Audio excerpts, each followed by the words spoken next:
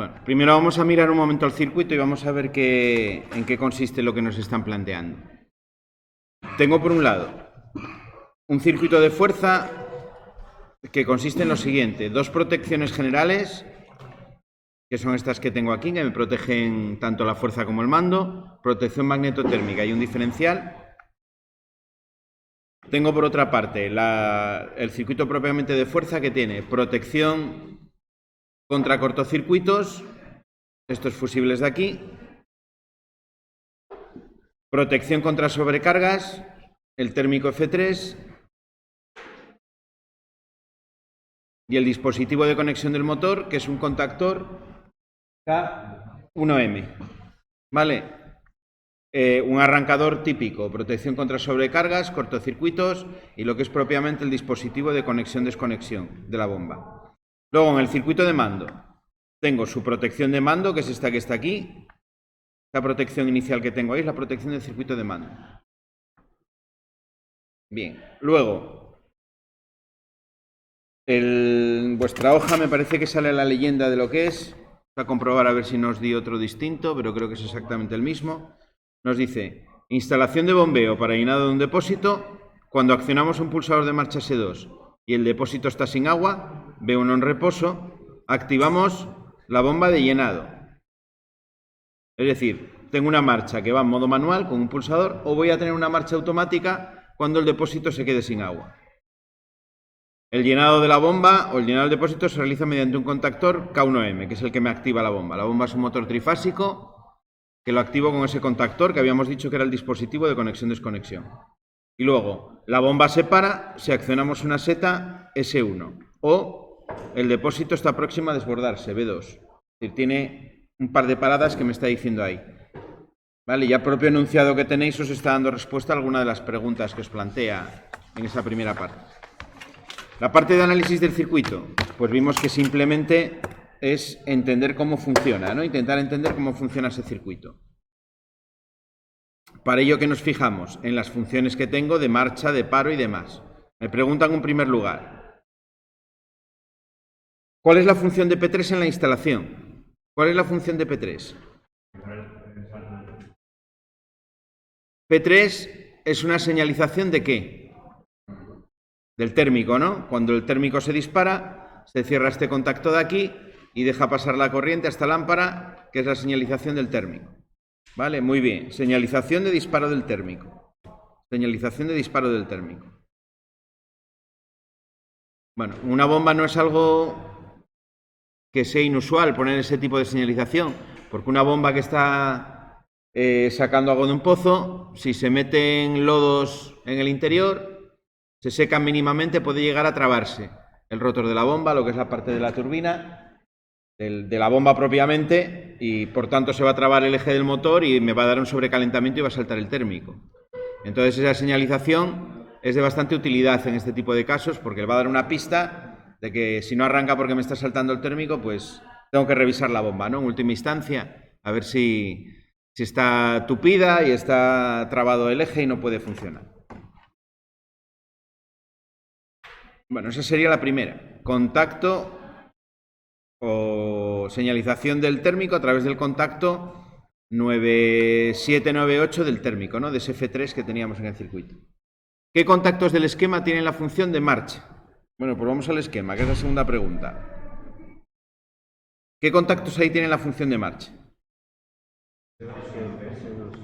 Aquí tengo una marcha, que es S2, eso es una marcha. ¿Y cuál es la otra marcha? B1, ¿no? Vale. ¿Y esto de aquí por qué no es una marcha? Si también es un contacto que está en el mismo punto del circuito. Eso es la realimentación, ¿no?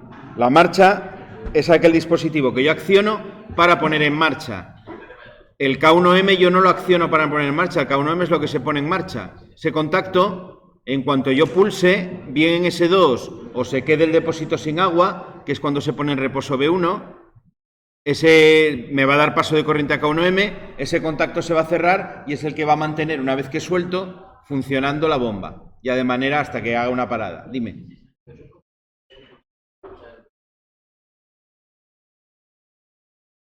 Es un contacto cerrado, sí, pero en este caso, lo que pasa en esta instalación es que lo que yo quiero detectar es que no tengo agua y el sensor detecta el agua.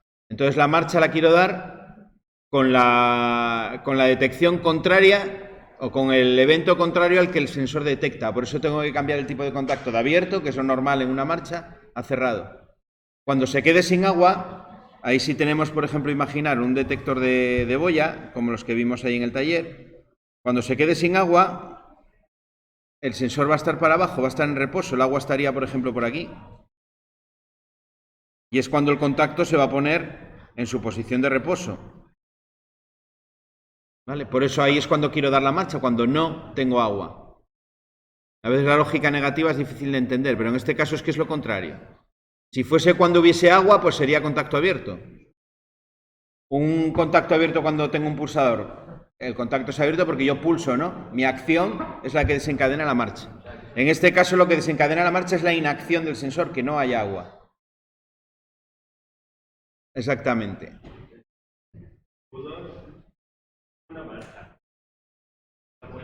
Q2 es una protección. Q2 es la protección que tengo aquí arriba. Esto es la protección. Eso es por si tengo sobrecarga o cortocircuito en el circuito de mando. ¿Era eso lo que me preguntabas? Eso es protección. Bueno, entonces tengo aquí las dos marchas, que son esas dos, y la realimentación. Vale. Ojo con este tema de la lógica negativa. Imaginaos que tenemos otro ejemplo, podría ser, yo tengo una luz que se enciende con una célula, con un detector crepuscular cuando es de noche. El contacto del crepuscular por el día, que es cuando detecta luz, porque el sensor lo que detecta es la luz, el contacto está accionado. Y por la noche es cuando se tiene que encender la lámpara. ¿Qué contacto ponemos como orden de marcha? ¿El abierto o el cerrado? El cerrado, porque es la no luz lo que me está activando la luz o la lámpara, ¿no? En este caso. Si fuese directamente la luz lo que me activa la carga, pues iría directo. Si yo, por ejemplo, utilizo ese mismo detector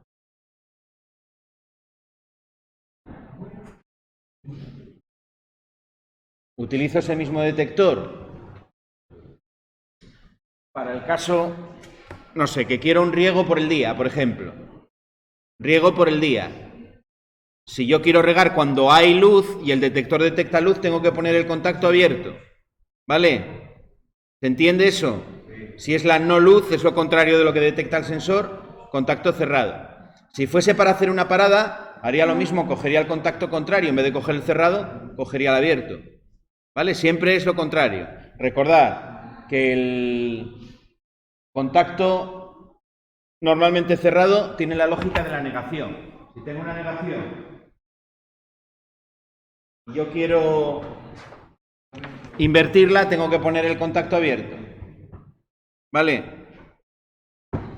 Bueno, esa era la respuesta a la segunda pregunta. ¿Qué contactos del esquema tienen la función de marcha? S2 y B1. ¿Qué contactos del esquema tienen la función de paro? S1. ¿Qué paros tengo aquí? Tengo el S1, es una seta además que me dice ahí de parada. Eso me permite desconectar completamente la instalación. Yo la dejaría pulsada. Las setas normalmente tienen enclavamiento y hasta que no la desenclave, la instalación va a quedar completamente desconectada. Otra señal de paro en este caso es el B2. Cuando el depósito se llena completamente, yo tengo en la parte de arriba un detector también de agua que lo que hace es parar. En este caso lo que da la parada es el agua, es lo que detecta el sensor, por eso el contacto es como esperamos, ¿no? En un paro que se ha cerrado. No tengo que cambiarlo, sino que es tal cual. Porque en este caso el agua es lo que para y el sensor detecta agua. Tengo otra parada más aquí que es F3, realmente tengo 3 paradas. Eso es otra orden de paro. Si dispara el térmico, me para el circuito de mando. Vale, tengo 3 órdenes de parada en ese circuito. F3, S1, que es la seta, y B2, que es el sensor. Vale, esa sería la respuesta a la tercera pregunta. ¿El qué? Se activa si se dispara el térmico, sí. Cuarta pregunta. ¿Cuál es la función del contacto? 1112 en la instalación. B1, 1112. Lo estuvimos comentando antes. Este contacto de aquí, de todos ellos me está preguntando por este.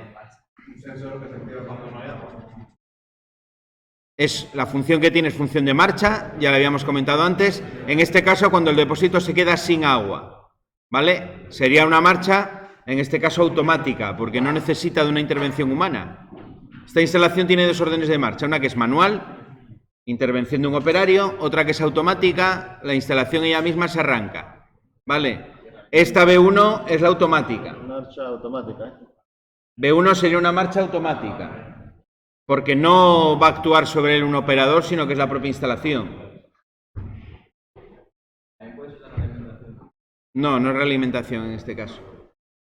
Tenga en cuenta que si hace su función y me arranca la bomba, en cuanto empiece a llenarse el depósito, al poco tiempo ese contacto se va a abrir, porque el agua ya va a llegar a ese sensor que está abajo del todo. Enseguida llega y la señal de realimentación tiene que permanecer, incluso aunque ese sensor cambie, es solamente una marcha, igual que la del pulsador.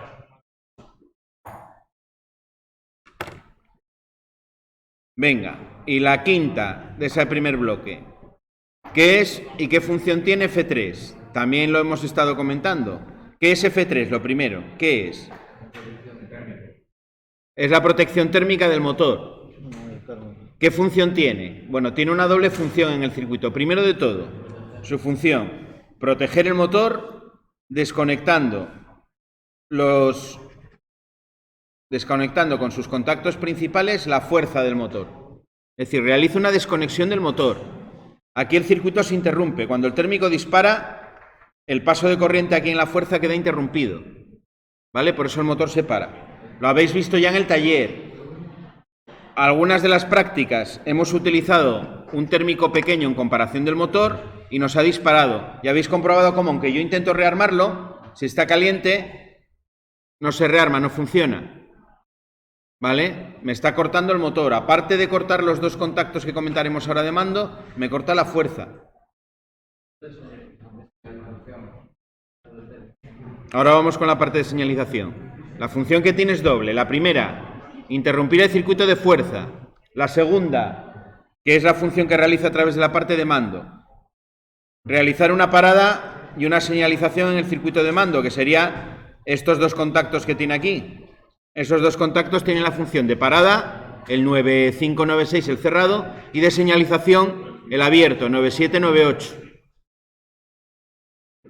¿Vale? Doble función de desconexión del circuito de fuerza y también de desconexión y señalización en el circuito de mando. Tiene, por tanto, dos tipos de contactos, igual que los contactores, de fuerza y de mando. Vale, ese es el F3. En un motor vamos a tener, por regla general, en arrancadores sencillos como estos, dos opciones. O tengo un guardamotor. Un guardamotor sería cuando yo, lo vimos ya en el tema de los motores, pongo una única protección magnetotérmica, aguas arriba del contactor. ¿Vale? Hago algo así. Es el arrancador un poquito más sencillo. En motores de pequeña potencia muchas veces esto es muy útil. Como el guardamotor me permite regular el disparo del térmico, igual que el térmico que yo pongo por separado, pues suele ser una opción que se utiliza bastante. Motores de pequeña potencia, estoy hablando. Un caballo, menos de un caballo, hasta el caballo. Ese sería el guardamotor. Puede ser de mando rotativo, puede ser, bueno, estilo a los de vivienda o más parecido, pero con regulación en el térmico. De aquí tendría las tres bornas de salida, U, V, W, y aquí tendría el motor, ¿vale?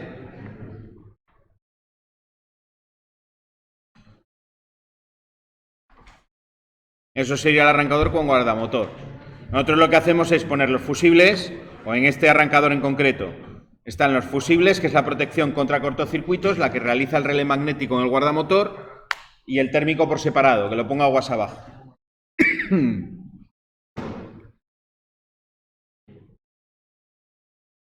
Bueno, vamos con las otras. ¿Tenéis las otras ya? Venga, vamos a dejar un poquitín para que las penséis. Vale.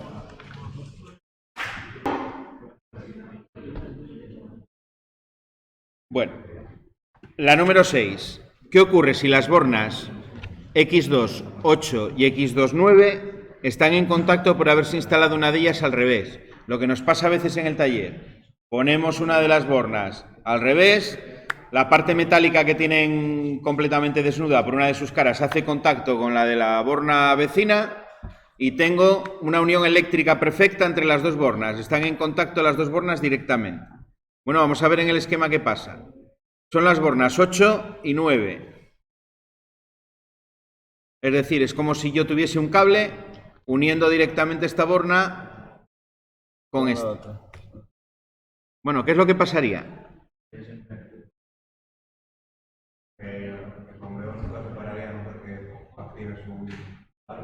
Exactamente, el bombeo no se para nunca, salvo que active cualquiera de los tres paros. Cuando está el paro activado, sí que el bombeo se para, pero en cuanto quito los paros, el bombeo vuelve a arrancar. Vuelve a arrancar porque tengo una señal de marcha permanente aquí. Estaría siempre activo, exactamente. Salvo que pulse marcha, porque las marchas son prioritarias, y yo puedo parar el contactor tanto con B2, como con S1, como con F3. Salvo que yo lo pare, va a estar funcionando siempre. De hecho, en cuanto conecte la instalación, las protecciones, la bomba arrancaría. Y da igual que esté vacío o no. Si está a mitad, sigue llenando. Hasta que llegue arriba, que entonces sí que pararía. Pero en cuanto yo vacíe un poco el depósito, la bomba volvería a arrancar. Eso es lo que pasaría. Fijaros que en esta segunda parte lo que estamos intentando ver es qué efectos tiene en el funcionamiento una avería determinada. Estamos dando la avería. En el siguiente apartado daremos los efectos e intentaremos encontrar cuál es la avería. ¿Vale? Venga, esa es la 6. Muy bien. Vamos con la 7. ¿Qué ocurre si el contacto K1M56 se queda pegado en posición de abierto por el repetido uso del contactor? Tengo un contactor que se ha usado repetidamente, es viejo ya, y hay un contacto que se queda pegado en posición de abierto. Quiere decir que aunque yo conecte el contactor, ese contacto nunca se cierra, está permanentemente abierto. Motor a dos fases sería la solución, ¿no? El motor va a estar a dos fases. ¿Y qué pasa cuando el motor está a dos fases? Hay una sobrecarga. Esa sobrecarga va a hacer que este térmico que tengo aquí dispare. Yo conectaría y al poco tiempo, probablemente será cuestión de segundos, si está todo hecho bien, el térmico dispararía para que el motor no se queme. ¿Vale? Si pasa eso, el efecto que tendría en la instalación sería disparo del térmico. Luego vamos a ver al revés, ¿no? Si se me dispara el térmico, ¿qué cosas pueden ser? Esta sería una de las que podrían ser.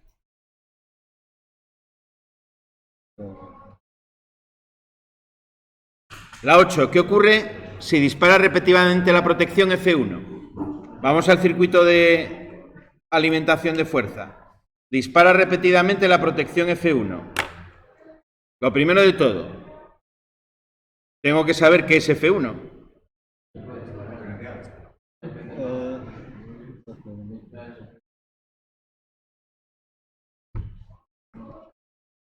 Esto de aquí, ¿qué es? ¿Qué me dice que es eso? Es un diferencial, ¿no? La función de protección que realiza un diferencial es protección contra contactos indirectos. Lo que va a hacer el diferencial es que si detecta que tiene una fuga de corriente, lo que hace es desconectar la instalación. ¿Por qué se produce una fuga de corriente? Porque tengo uno de los puntos, uno de los cables activos de la instalación conectado a tierra. Puede ser porque se haya pelado y haya hecho contacto con una masa metálica en la instalación.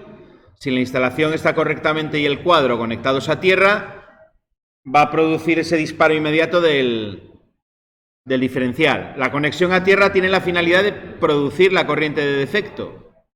Porque si no tengo conexión de tierra, ¿qué pasa?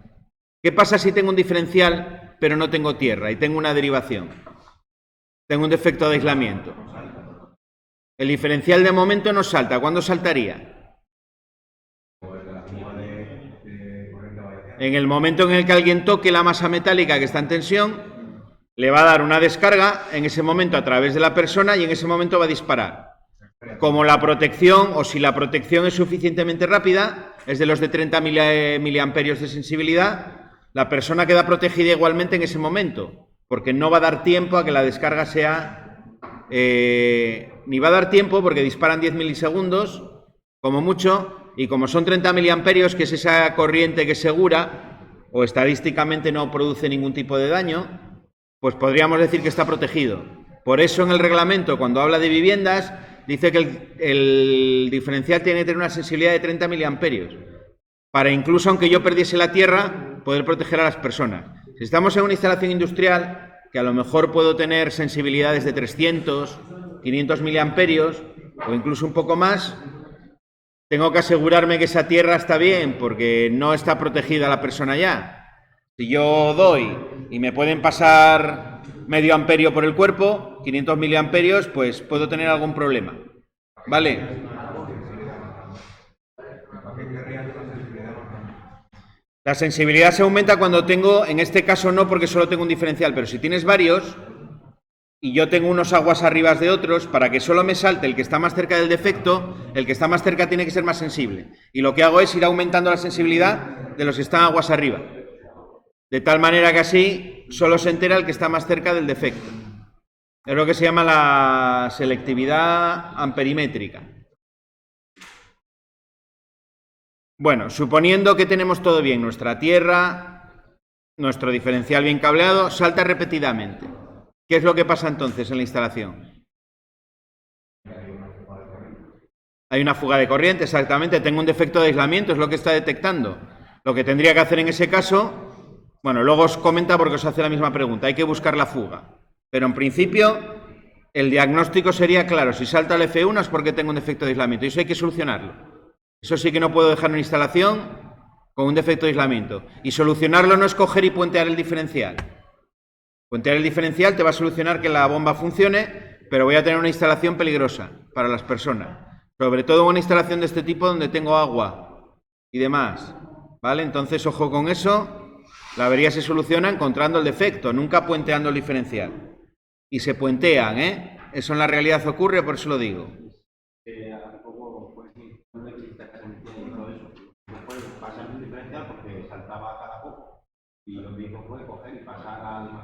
Claro, pero esa persona no puede llamarse electricista. Un electricista, me da igual sea quien sea, como si es...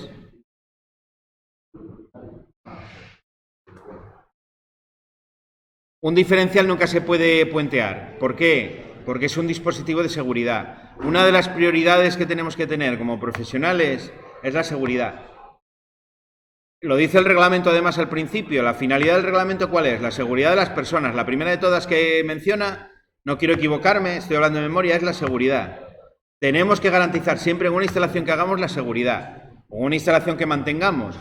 Si yo puenteo un diferencial, me he cargado toda la seguridad, toda la protección contra contactos indirectos, con lo cual es una instalación peligrosa. Entonces eso nunca lo puedo hacer. ¿Qué es lo que tengo que hacer? Lo vamos a ver luego en otra pregunta. Es encontrar la fuga. Para ello existe un dispositivo que se llama pinza de fugas, donde yo puedo ir por todos los cables, los puedo coger los cables uno a uno o puedo coger los cables en grupo. Si cojo varios cables en grupo, me dice la diferencia de corriente que hay entre ellos. Si cojo un cable, me mide la corriente que está pasando por él. Es como una pinza amperimétrica, pero con sensibilidades de en torno a miliamperios, incluso algunas a microamperios. Es decir, yo puedo saber si por un cable están pasando 5 miliamperios, por ejemplo, que con una pinza normal no tengo sensibilidad para poder saberlo. De esa manera, yo puedo ir por los cables de tierra y saber por cuál está derivando. Puedo coger la fase y el neutro de un circuito y saber si hay una diferencia de corriente entre los dos. Es decir, hace lo mismo que hace el diferencial, pero te lo mide en una pantalla. Para ello lo que haría, bueno, el método tradicional en una vivienda, sabéis cuál es, ¿no? Yo bajo todas las protecciones y voy subiendo los pías de uno en uno. Subo un pía, si salta el diferencial, es que la derivación está en ese circuito. Lo hago con todos. Aunque ya detecte que uno salta, hago la prueba con todos por si hubiese derivación en dos circuitos. Una vez que tengo la derivación en un circuito, pues a partir de ahí, si no tengo pinza de fugas, lo que hago es ir desconectando la instalación por partes, desde la parte más alejada a la parte más cercana del cuadro. Llegará un momento que desconecte y dejará de saltar. En ese momento, en el tramo justo anterior es donde tengo la fuga. ¿Vale? Esa es la manera tradicional si no tengo pinza de fugas. Con la pinza de fugas es mucho más fácil. Me meto también desde la parte terminal en cada circuito y voy midiendo tanto la tierra como la fase in neutro para ver dónde estoy perdiendo la corriente. Y ya está, lo encontraría y lo solucionaría. Normalmente el problema va a estar en un receptor o en una canalización que se haya podido dañar por un roedor, porque se instaló mal y se tiró del cable y a lo mejor con la bandeja o con el tubo se rasgó y quedó ligeramente en contacto, no como para hacer un corto, pero sí a lo mejor como para que fugue cierta cantidad de corriente. ¿Vale?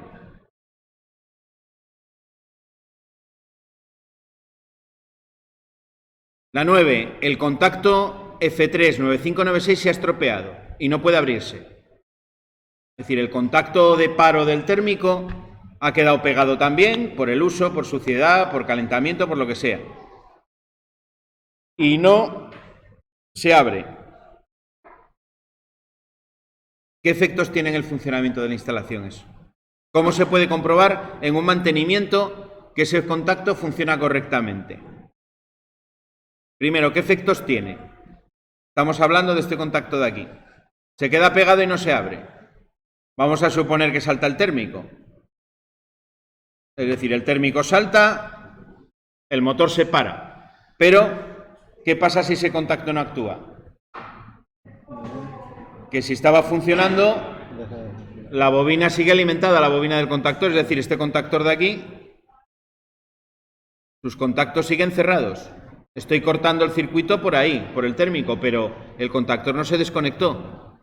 Si ese térmico es de los que se rearma de manera automática, sin botón de reset, en cuanto se enfríe, me vuelve a conectar la bomba.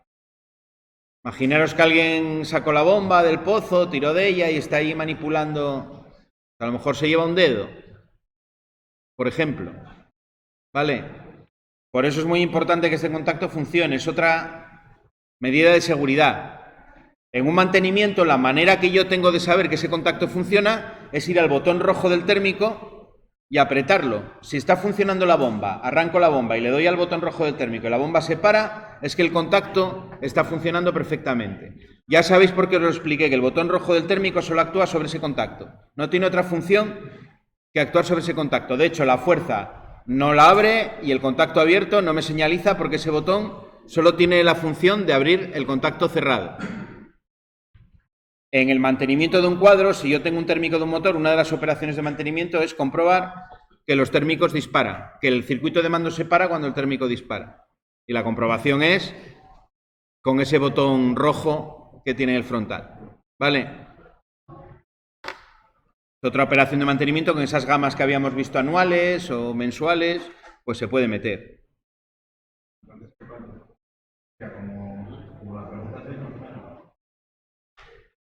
Aquí la respuesta es que lo que hace es que el circuito de mando permanece activo, es decir, el contactor cerrado, y por tanto, en cuanto se enfríe el térmico, el motor arrancaría solo otra vez. La manera de mantenerlo, darle al botón rojo para comprobar que se abre. Bueno, mañana vamos a resolver las que quedan, ¿vale? Sí, irá haciéndolas y mañana la vamos a dar la solución. Ahora vamos a pasar al taller y cogemos los tableros, la caja y...